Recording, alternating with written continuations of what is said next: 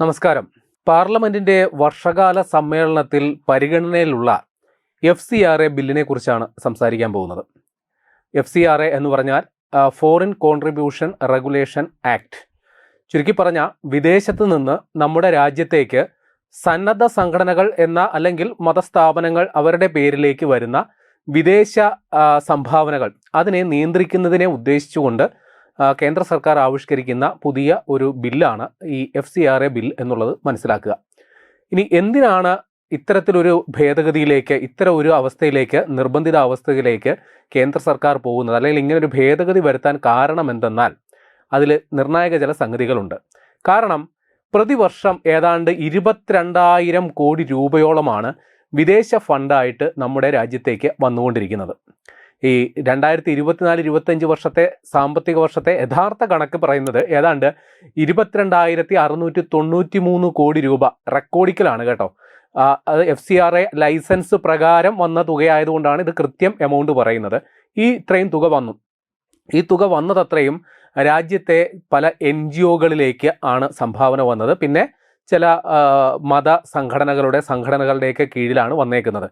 ഇനി ഇത്രയും വലിയ ഒരു 22,000 ചില്വാനം കോടി രൂപയുടെ കഥ ഞാൻ പറഞ്ഞു. ഇനി അതിനേക്കാൾ ഞെട്ടുന്നൊരു സംഗതി കൂടിയുണ്ട്. 2019-2022 കാലയളവിൽ നമ്മുടെ രാജ്യത്തേക്ക് വന്ന തുക ഏതാണ്ട് 55,741 കോടി രൂപയാണ്. അപ്പോൾ ഒറ്റയടിക്ക് നോക്കുമ്പോൾ അത് നല്ല കാര്യമല്ലേ എന്ന് നമ്മൾ ചിന്തിക്കും. കാരണം വിദേശത്ത് നിന്ന് നമ്മുടെ നാട്ടിലേക്ക് വരുന്ന പണമാണല്ലോ. ഈ പണം അവരയക്കുമ്പോൾ പറയുന്നത് നമ്മുടെ നാട്ടിലെ ചില സന്നദ്ധ പ്രവർത്തനങ്ങൾക്ക് വേണ്ടിയിട്ട്, ചില ആതുരാലയങ്ങൾക്ക് സംഭാവനകൾ നൽകുന്നതിന് വേണ്ടിയിട്ട്, അല്ലെങ്കിൽ ജീവകാരുണ്യ പ്രവർത്തനങ്ങൾ നടത്തുന്നതിന് വേണ്ടിയിട്ട് എന്ന പേരിലാണ് കൊണ്ടുവരുന്നത്. പിന്നെ എന്താണ് ഇതിലുള്ള പ്രശ്നം? ഇതിനുള്ള പ്രശ്നം ആണ് ഇനി പറയാൻ പോകുന്നത്. പല NGOകൾക്കെതിരെയും നമ്മൾ വലിയ ഒരു നടപടിയെടുത്ത ഒരവസ്ഥ വന്നു. ഏതാണ്ട് 22,498 ലൈസൻസുകൾ റദ്ദാക്കുന്ന ഒരവസ്ഥ വന്നു. 15,212 ലൈസൻസുകൾ, FCRA ലൈസൻസുകൾ, അത് സ്വാഭാവികമായി അതിൻ്റെ കാലാവധി കഴിയുകയും ചെയ്തു. എന്നിട്ടും ഇത്രയും അംഗസംഖ്യ കുറഞ്ഞിട്ടും നമ്മുടെ രാജ്യത്ത് ഇപ്പോൾ ഏകദേശം 14,449 ലൈസൻസുകളാണ് ഏകദേശം ഉള്ളത്.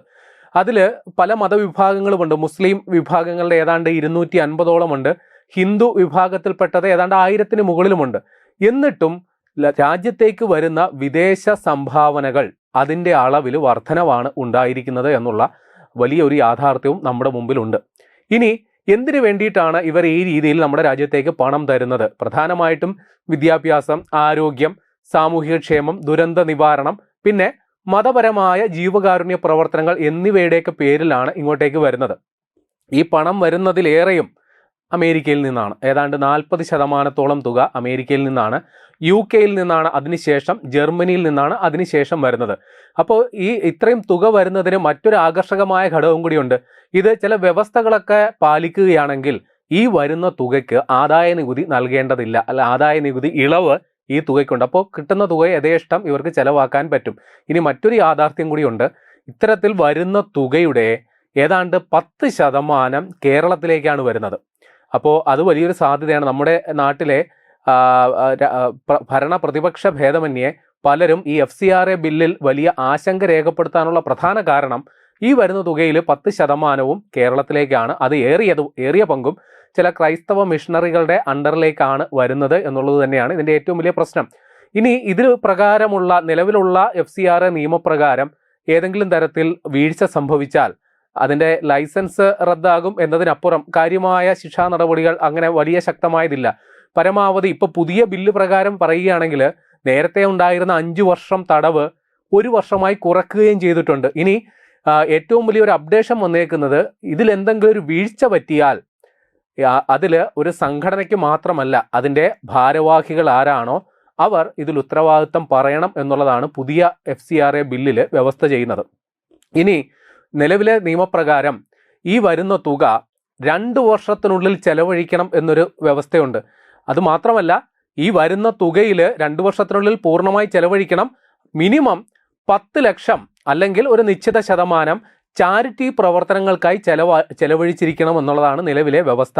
ഇനി ഇത്തരത്തിൽ പണം ഇവർ ചെലവഴിക്കുന്നില്ലെങ്കിൽ ആ സംഘടനകളെ ഒരു നിഷ്ക്രിയ സംഘടനയായി കണ്ട് അതിൻ്റെ ലൈസൻസ് സ്വാഭാവികമായി റദ്ദാക്കുക എന്നുള്ളതാണ് ഒരു പ്രധാന സംഗതി ഉള്ളത്. അപ്പോൾ ഇനി ഏറ്റവും വലിയ ആശങ്ക ഉന്നയിക്കുന്ന FCRA ബില്ലിൽ ഏറ്റവും വലിയ ആശങ്ക ഉന്നയിക്കുന്നത് പ്രധാനമായിട്ടും ക്രൈസ്തവ സംഘടനകളാണ്. അവർ പറയുന്നത് ഞങ്ങളുടെ ജീവകാരുണ്യ പ്രവർത്തനങ്ങളുടെ പേരിൽ നടത്തുന്ന പല പ്രസ്ഥാനങ്ങളുടെയും അതിൻ്റെ ആസ്തികളെയും അതിൻ്റെ പ്രവർത്തനങ്ങളെയെല്ലാം ഗുരുതരമായി ബാധിക്കും എന്നുള്ളതാണ് അവരുടെ ഏറ്റവും വലിയ ആശങ്ക എന്ന് പറയുന്നത്. ഇനി ഇതിൽ ഏറ്റവും വലിയ നമ്മുടെ രാജ്യത്ത്, നമ്മുടെ നാട്ടിൽ അല്ലെങ്കിൽ കേരളത്തിൽ വലിയ പ്രതിഷേധങ്ങൾ, ആവലാതികൾ ഇതിൻ്റെ പേരിൽ ഉയരുമ്പോൾ തന്നെ അങ്ങ് അമേരിക്കയിൽ പോലും ഇതിനെതിരെ അവിടെ റിപ്പബ്ലിക്കൻ പാർട്ടി പ്രതിനിധിയായ ഒരു പ്രമുഖ നേതാവ് പോലും ഈ രീതിയിൽ പ്രതികരിക്കുന്നുണ്ട്. അദ്ദേഹത്തിൻ്റെ ട്വീറ്റ് പ്രകാരം തോമസ് ലീഹ കേരളത്തിൽ വന്ന് ലാൻഡ് ചെയ്ത കാലം മുതൽ വലിയ രീതിയിലുള്ള ആത്മബന്ധം ഉള്ളതാണ്. അപ്പോൾ അത്തരത്തിൽ പുരോഗമിച്ച അല്ലെങ്കിൽ വികസിച്ചു വന്ന ക്രൈസ്തവ സ്ഥാപനങ്ങളെയോ മറ്റും സർക്കാർ ഏറ്റെടുക്കുന്നതിന് വേണ്ടിയിട്ടുള്ള ഒരു അണിയറ നീക്കമാണ് ഈ FCRA ബില്ലിൻ്റെ പിന്നിൽ നടക്കുന്നത്. ഇത് രണ്ട് രാജ്യങ്ങളും തമ്മിലുള്ള ഉഭയകക്ഷി നയതന്ത്ര ബന്ധങ്ങളെ പോലും ഗുരുതരമായി ബാധിച്ചേക്കും എന്ന ഒരു ആശങ്കയാണ് അദ്ദേഹം പറഞ്ഞത്. അദ്ദേഹത്തിൻ്റെ പേര് US കോൺഗ്രസിലെ നിലവിലെ അവിടുത്തെ ഭരണകക്ഷി നേതാവ് കൂടിയായ റൈലി മൂർ എന്ന പറയുന്ന കക്ഷിയാണ്. അപ്പോൾ അത്തരത്തിൽ വലിയ അമേരിക്കയ്ക്ക് വലിയ ആശങ്ക ഉണ്ടാകാനായിട്ടുള്ള കാരണം എന്തെന്നാൽ നമുക്കറിയാമല്ലോ, അമേരിക്കയിലെ ഭരണകൂടം ഇപ്പോൾ ഇവാഞ്ചലിക് സഭാ നേതൃത്വം അതിൻ്റെ പിന്തുണയോടുകൂടി അല്ലെങ്കിൽ ആ ഒരു രാഷ്ട്രീയം പിൻപറ്റുന്നവരാണ്. അപ്പോൾ ആ ഒരു സംഘടനയ്ക്ക് ഇന്ത്യയിൽ കൃത്യമായ ചില താല്പര്യങ്ങളുണ്ട്. അത് നടപ്പാക്കപ്പെടണമെങ്കിൽ ഇങ്ങനെയുള്ള FCRA ബില്ല് അല്ലെങ്കിൽ FCRA നിയമപ്രകാരം ധാരാളമായി പണം ഇങ്ങോട്ടേക്ക് എത്തണം. അപ്പോൾ ആ ആശങ്കയാണ് വാസ്തവത്തിൽ ഇത്തരത്തിലൊരു പ്രതികരണം നടത്താനായിട്ടുള്ള കാരണം എന്ന് പറയുന്നത്. ഇനി ഈ രീതിയിൽ അദ്ദേഹം മറ്റൊരു സംഗതി പറയുന്നുണ്ട്, ഇത് ക്രൈസ്തവ വിഭാഗത്തിനെതിരെയുള്ള ആക്രമണമാണെന്നും മതസ്വാതന്ത്ര്യത്തെ ഹനിക്കുമെന്നുമൊക്കെയാണ് അദ്ദേഹത്തിൻ്റെ ആശങ്ക. ഇനി ഇതിൽ ഈ FCRA പുതിയ ബില്ലിൽ ഉള്ള ഇത്ര വലിയ ആശങ്ക ഉണ്ടാകാനുള്ള കാരണം എന്തെന്നാൽ അതിലുള്ളൊരു വ്യവസ്ഥയാണ് ഇത്രയും വലിയ പ്രശ്നമായി കാണിക്കുന്നത്.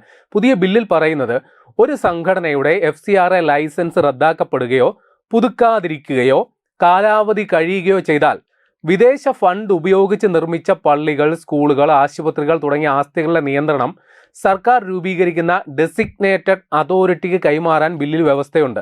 അതേപോലെ വിദേശ സഹായം സ്വീകരിക്കുന്ന NGOകൾ 2 വർഷത്തിനിടെ നിശ്ചിത തുക നിർബന്ധമായും ചെലവഴിച്ചിരിക്കണം. അങ്ങനെയാണെങ്കിൽ അങ്ങനെ ചെയ്തില്ല എങ്കിൽ അവർക്കും ഈ രീതിയിലുള്ള നടപടികൾ നേരിടേണ്ടി വരും. ഇത് മാത്രമല്ല, നമ്മുടെ ആഭ്യന്തര മന്ത്രാലയം അല്ലെങ്കിൽ കേന്ദ്ര സർക്കാർ ഇക്കാര്യത്തിൽ കൃത്യമായ നിലപാടെടുത്തിട്ടുണ്ട്. FCRA എന്ന് പറയുന്നത് നമ്മുടെ രാജ്യത്തിൻ്റെ ആഭ്യന്തര കാര്യമാണ്. അതിന് പുറത്തുനിന്നാരും തൽക്കാലം അഭിപ്രായം പറയേണ്ടതില്ല. അത് അമേരിക്കയിൽ നിന്നുള്ള അത്തരം പ്രതികരണങ്ങൾക്ക് കൂടിയുള്ളൊരു മറുപടിയായിട്ട് നമ്മൾ വിലയിരുത്തേണ്ടതുണ്ട്. ഇനി വിദേശത്ത് നിന്ന് ലഭിക്കുന്ന പണത്തിൻ്റെ വിനിയോഗത്തിൽ കൂടുതൽ സുതാര്യതയും കൃത്യതയും കൊണ്ടുവരാൻ മാത്രമാണ് ഈ നിയമ ഭേദഗതി എന്ന് ആഭ്യന്തര മന്ത്രാലയം വ്യക്തമാക്കിയിട്ടുണ്ട്. പിന്നെ എന്തിനു വേണ്ടിയിട്ടാണ് ഈ പുകില് എന്നുള്ളത് അറിയില്ല. ഒരു പ്രത്യേക മതവിഭാഗത്തെ ലക്ഷ്യം വെച്ചിട്ടുള്ളതല്ല, പൂർണ്ണമായും മതനിരപേക്ഷമാണെന്നും ആഭ്യന്തരമന്ത്രി അമിത്ഷാ ക്രൈസ്തവ സംഘടനാ നേതാക്കൾക്ക് ഉറപ്പു നൽകിയിട്ടുള്ളതുമാണ്. പിന്നെ ലൈസൻസ് റദ്ദാക്കപ്പെടുന്ന സംഘടനകളുടെ കീഴിൽ ആരാധനാലയങ്ങളുണ്ടെങ്കിൽ അവ അതോറിറ്റി ഏറ്റെടുത്താലും അവരുടെ മതപരമായ സ്വഭാവം അതേപടി നിലനിർത്തുമെന്നും ബില്ലിൽ പ്രത്യേകം വ്യവസ്ഥ ചെയ്തിട്ടുണ്ട്. ആ കാര്യം കൂടി ഉള്ളപ്പോഴാണ് ഇപ്പോൾ ഇതിൻ്റെ പേരിൽ വലിയ ഒച്ചപ്പാടും ബഹളവും ഉണ്ടാക്കിക്കൊണ്ടിരിക്കുന്നത് എന്നുള്ളത് കൂടി നമ്മൾ മനസ്സിലാക്കി വെക്കുക. ഇനി ചില സംഘടനകളുടെ വിദേശ ഫണ്ട് വിനിയോഗത്തിൽ കൂടുതൽ സുതാര്യത ഉറപ്പാക്കാനും ദേശീയ സുരക്ഷ സംരക്ഷിക്കാനും ദുരുപയോഗങ്ങൾ തടയാനും ലക്ഷ്യമിട്ടാണ് കേന്ദ്ര സർക്കാർ FCRA ഭേദഗതി ബിൽ പാർലമെന്റിൽ കൊണ്ടുവരാൻ തീരുമാനിച്ചത്. പല NGOകളും വിദേശത്ത് നിന്ന് കോടിക്കണക്കിന് രൂപ ഏതാവശ്യത്തിനാണോ കൈപ്പറ്റിയത് അതിനല്ല ഉപയോഗിക്കുന്നത് എന്നുള്ള അനുമാനം നിലവിൽ കേന്ദ്ര ആഭ്യന്തര മന്ത്രാലയത്തിനുണ്ട് എന്നുള്ളതാണ് വാസ്തവം. വിദേശ പണം രാജ്യത്തിനകത്ത് എങ്ങനെ ചെലവഴിക്കപ്പെടുന്നു എന്ന് നമുക്ക് കൃത്യമായി ട്രാക്ക് ചെയ്യാൻ സംവിധാനമില്ലാത്തതാണ് ഈ പ്രശ്നങ്ങളുടെയൊക്കെ അടിസ്ഥാന കാരണം. ഞാൻ നേരത്തെ സൂചിപ്പിച്ചല്ലോ, ഏതാണ്ട് 22,000 ചില്ലുവാനം രൂപയുടെ വരവ് FCRA പ്രകാരം നമ്മുടെ രാജ്യത്തേക്ക് ഉണ്ടാകുന്നുണ്ട്. പക്ഷേ ഈ പണം ഏതൊക്കെ ആവശ്യത്തിന് ചെലവഴിക്കുന്നു എന്നതിനെക്കുറിച്ച് കൃത്യമായി നമുക്ക് ട്രാക്ക് ചെയ്യാൻ പറ്റുന്നില്ല എന്നുള്ളതാണ് സംഗതി.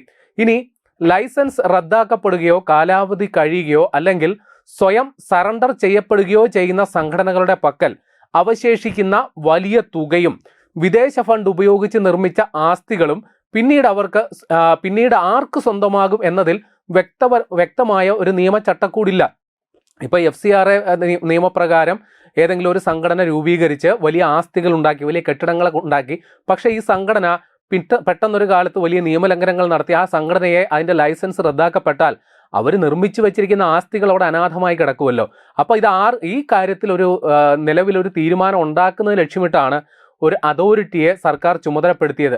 പക്ഷെ അതല്ലാണ്ട് മറ്റൊരു പോം വഴി നമുക്കില്ല. ഒരു ഡെസിഗ്നേറ്റഡ് അതോറിറ്റി ഇക്കാര്യത്തിൽ കൊണ്ടുവരേണ്ടത് അത്യാവശ്യമാണ്. പിന്നെ ഇന്ത്യയുടെ ആഭ്യന്തര കാര്യങ്ങളിൽ വിദേശ ശക്തികൾ ഇടപെടുക എന്നത് തടയുക എന്നുള്ളത് സർക്കാരിൻ്റെ പ്രധാന ലക്ഷ്യമാണ്. കാരണം ഈ FCRA ബില്ലിൻ്റെ പരിധിയിൽ നിന്നുകൊണ്ട്, അല്ലെങ്കിൽ FCRA ചട്ടക്കൂടിൽ നിന്നുകൊണ്ട് വലിയ രീതിയിലുള്ള ഫണ്ടൊക്കെ ഒഴുക്കി ചില സമരങ്ങൾ സംഘടിപ്പിക്കുന്നത് നമ്മുടെ മുന്നിലുള്ള ഒരു അനുഭവമാണ്. പ്രത്യേകിച്ച് ചില വികസന പദ്ധതികൾ, അതിനെതിരെ ആദ്യം ഉയരുന്നത് അതിനെക്കുറിച്ചുള്ള ചർച്ചകൾ എന്നതിനപ്പുറം ചില പ്രതിഷേധങ്ങളാണ്.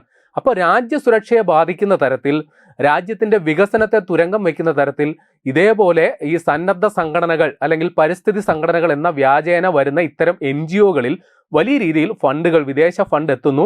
അത് വാസ്തവത്തിൽ രാജ്യത്തിൻ്റെ പുരോഗതിയെ തുരങ്കം വയ്ക്കുന്ന പ്രവർത്തനത്തിന് ഉള്ള പരിപാടികൾ നടത്തുന്നു എന്നുള്ള വ്യാപകമായ തിരിച്ചറിവ് അല്ലെങ്കിൽ കണ്ടെത്തലുകൾ നമ്മുടെ മുമ്പിലുണ്ട്. വിദേശത്ത് നിന്ന് ചാരിറ്റി ആവശ്യങ്ങൾക്കായി കൊണ്ടുവരുന്ന പണം ഇന്ത്യയിലെ ചില ഭാഗങ്ങളിൽ നിർബന്ധിത പ്രലോഭനങ്ങൾ നിറഞ്ഞതോ പ്രവർത്തനങ്ങൾക്കോ ഉപയോഗിക്കുന്നതായിട്ട് കേന്ദ്ര സർക്കാർ ചൂണ്ടിക്കാണിക്കുന്നുണ്ട്. പ്രത്യേകിച്ചും ഈ ആദിവാസി മേഖലകൾ അല്ലെങ്കിൽ ഈ സമൂഹത്തിൻ്റെ പിന്നോക്ക അവസ്ഥയിൽ നിൽക്കുന്ന പാർശ്വവൽക്കരിക്കപ്പെട്ട ചില വിഭാഗങ്ങളുണ്ടല്ലോ, ആ ഇടങ്ങളിലൊക്കെ ബോധപൂർവം നുഴഞ്ഞു കയറി അവർക്ക് വലിയ വാഗ്ദാനങ്ങൾ നൽകി, മെച്ചപ്പെട്ട ജീവിത സാഹചര്യങ്ങളൊക്കെ വാഗ്ദാനം ചെയ്ത് വ്യാപകമായ മതപരിവർത്തനം നടക്കുന്നു എന്നുള്ള ഒരു കണ്ടെത്തലും നമ്മുടെ മുമ്പിലുണ്ട്. ഇന്ത്യയിൽ ആർക്കും ഇഷ്ടപ്പെട്ട മതത്തിൽ വിശ്വസിക്കുന്നതിനോ മറ്റ് കാര്യങ്ങൾക്കോ യാതൊരു വിലക്കുമില്ല. പക്ഷേ അത് സ്വമേധയാ ഉള്ള തീരുമാനമായിരിക്കണം എന്നുള്ളതുണ്ട്. ആരുടെയെങ്കിലും പ്രേരണയ്ക്കോ അല്ലെങ്കിൽ ഇത്തരത്തിലുള്ള എന്താ പറയുക, ഒരു കൈക്കൂലി കൊടുക്കുന്നത് പോലെ വലിയ വലിയ വാഗ്ദാനങ്ങൾ നൽകിയോ ഇത്തരത്തിൽ മതപരിവർത്തനം നടത്തുന്നത് നമുക്ക് നിയമത്തിൽ അംഗീകരിക്കാൻ പറ്റുന്നതല്ല. അപ്പോൾ അതിൽ എന്താണ് തെളിവ് എന്ന് ചോദിച്ചാൽ ചില സ്ഥാപനങ്ങളുടെ പേര് പറയാം. Kashmir evangelical fellowship, Bethel charitable trust, holy ബരാക്കോ മിനിസ്ട്രീസ് തുടങ്ങിയ നിരവധി പ്രമുഖ ക്രൈസ്തവ മിഷണറി സംഘടനകളുടെ ലൈസൻസുകൾ ജമ്മു കാശ്മീർ, തമിഴ്നാട് തുടങ്ങിയ ഇടങ്ങളിൽ അനധികൃത മതപരിവർത്തനത്തിൻ്റെ പേരിൽ, പിന്നെ ചില നിർമ്മാണങ്ങളുടെ പേരിൽ റദ്ദാക്കപ്പെട്ട സംഭവങ്ങൾ സമീപ ദിവസങ്ങളിൽ ഉണ്ടായിട്ടുണ്ട്. അപ്പോൾ അതൊരു യാഥാർത്ഥ്യമാണ്. ഈ FCRA ലൈസൻസ് എടുത്തിട്ട് അതിൻ്റെ പേരിൽ നിരവധിയായി കോടിക്കണക്കിന് രൂപ നമ്മുടെ രാജ്യത്തേക്ക് പമ്പ് ചെയ്ത് ഈ രീതിയിലുള്ള മതപരിവർത്തനമടക്കം അല്ലെങ്കിൽ രാജ്യത്തിൻ്റെ വികസനത്തെ തുരങ്കം വയ്ക്കാൻ ആരൊക്കെയാണോ ശ്രമിക്കുന്നത് അവർക്കുള്ള ഒരു അണിയറ നാടക പ്രവർത്തനങ്ങൾ നമ്മുടെ നാട്ടിൽ പലയിടങ്ങളിൽ നടക്കുന്നുണ്ട്. ഇതിനെയൊക്കെ തടയുക എന്നുള്ള ലക്ഷ്യം വെച്ചുകൊണ്ടാണ് FCRA ഭേദഗതി ബിൽ നമ്മുടെ ഭരണകൂടം കൊണ്ടുവരാൻ ആഗ്രഹിക്കുന്നത്. പക്ഷേ ചർച്ചകൾ ഇതിൻ്റെ യഥാർത്ഥ ഉദ്ദേശശുദ്ധിക്ക് വിരുദ്ധമായിട്ടുള്ള ചർച്ചകളാണ് ഇപ്പോൾ സമൂഹത്തിൽ നടക്കുന്നത്. അല്ലെങ്കിൽ ചില നിക്ഷിപ്ത രാഷ്ട്രീയ ലക്ഷ്യമുള്ളവർ ആ രീതിയിലുള്ള ചർച്ചകളാണ് മുന്നോട്ട് കൊണ്ടുപോകുന്നത്. പിന്നെ ഒരു വാദഗതി ഉണ്ട്. ഈ FCRA ബിൽ കൊണ്ട് ഉദ്ദേശിക്കുന്നത് ന്യൂനപക്ഷ വേട്ടയാണ്. കാരണം ഇതിൻ്റെ ഏറ്റവും വലിയ ആഫ്റ്റർ എഫക്റ്റ് ഉണ്ടാകുന്നത് തീർച്ചയായിട്ടും ക്രൈസ്തവ വിഭാഗത്തിൽപ്പെട്ടതാണ്. കാരണം ഈ FCRA ലൈസൻസ് എടുത്തതിൽ ഭൂരിഭാഗവും ക്രൈസ്തവ പശ്ചാത്തലമുള്ള സംഘടനകളോ സ്ഥാപനങ്ങളോ ആണ്. ഏതാണ്ട് 300-ൽ താഴെ അല്ലെങ്കിൽ 250-നടുത്ത് മാത്രമേ മുസ്ലിം സംഘടനകളുള്ളൂ. പക്ഷെ ഒരു യാഥാർത്ഥ്യം നിങ്ങൾ മനസ്സിലാക്കണം, 1000-ലധികം ഹിന്ദു വിഭാഗത്തിൽപ്പെടുന്ന 1000-ലധികം വരുന്ന ചാരിറ്റി സംഘടനകൾ അല്ലെങ്കിൽ അതേപോലുള്ള സംഘടനകളും ഈ FCRA ഭേദഗതി നിയമത്തിൻ്റെ പരിധിയിൽ വരും. അല്ലെങ്കിൽ നിലവിൽ ലൈസൻസ് ഉള്ള 1000-ഓളം ഹൈന്ദവ സംഘടനകളുമുണ്ട്. എന്തിന്? അയോധ്യ രാമക്ഷേത്ര നിർമ്മാണവുമായി ബന്ധപ്പെട്ട് പ്രവർത്തിക്കുന്ന ട്രസ്റ്റ് പോലും ഈ FCRA ലൈസൻസ് എടുത്തിട്ടുള്ള ഒരു ചാരിറ്റി സംഘടനയാണ് എന്നുള്ളതുകൂടി മനസ്സിലാക്കണം. അപ്പോൾ ഏതെങ്കിലും ഒരു മതവിഭാഗത്തെ ലക്ഷ്യം വെച്ചുകൊണ്ടാണ് എന്നുള്ള നരേറ്റീവ് തൽക്കാലം ഇക്കാര്യത്തിൽ ചിലവാകില്ല. ഇത് പൂർണ്ണമായും രാജ്യത്തിൻ്റെ പൊതു താല്പര്യം മുൻനിർത്തിക്കൊണ്ടുള്ളതാണ്. ഈ തരത്തിൽ വിദേശ ഫണ്ട് കാര്യമായി ഇങ്ങോട്ട് വരികയും അത് പല അനധികൃതമായിട്ടുള്ള പ്രവർത്തനങ്ങൾക്കും പോകുന്നുണ്ട് എന്നുള്ള കൃത്യമായ നിരീക്ഷണത്തിൻ്റെയും ബോധ്യത്തിൻ്റെയും അടിസ്ഥാനത്തിലാണ്. നിയമപരമായി ഈ രീതിയിൽ പ്രവർത്തിക്കുന്നതിന് യാതൊരു തടസ്സമോ വിലക്കവുമില്ല. അങ്ങനെയുള്ള സ്ഥാപനങ്ങൾക്ക് വലിയ രീതിയിലുള്ള പ്രോത്സാഹനം നൽകുന്ന രീതിയിലാണ് പുതിയ FCRA ബിൽ ഭേദഗതി എന്നാണ് പൊതുവെ നമ്മൾ നോക്കുമ്പോൾ മനസ്സിലാകുന്നത്.